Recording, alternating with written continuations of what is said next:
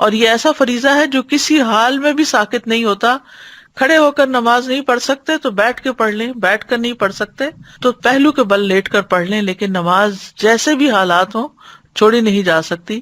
یہاں تک کہ میدان جنگ میں بھی جب دشمن سے مقابلہ ہو تو نماز ادا کرنی چاہیے. اللہ سبحانہ وتعالی روزانہ 2 بار فرشتوں سے بندوں کی نماز کی خبر لیتے ہیں، عصر کے وقت اور فجر کے وقت، جب فرشتے تبدیل ہو کر جاتے ہیں اور وہ نمازوں میں ہی آ کر بندوں سے ملتے ہیں. اور ہر نماز کے وقت ایک اعلان ہوتا ہے. عبداللہ بن مسعود کہتے ہیں کہ رسول اللہ صلی اللہ علیہ وسلم نے فرمایا، جب ہر نماز کا وقت شروع ہوتا ہے تو ایک منادی کرنے والے کو بھیجا جاتا ہے.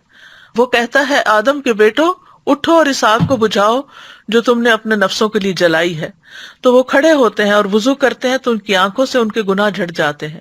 جب وہ نماز پڑھتے ہیں تو سابقہ نماز کے درمیانی وقفے میں ہونے والے گناہ بخش دیے جاتے ہیں، یعنی پچھلی نماز اور موجودہ نماز کے بیچ میں جو غلطیاں ہوئی ان کو معاف کر دیا جاتا ہے.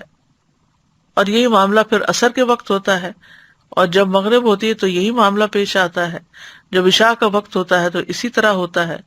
جب لوگ سوتے ہیں تو وہ بخشے ہوئے ہوتے ہیں.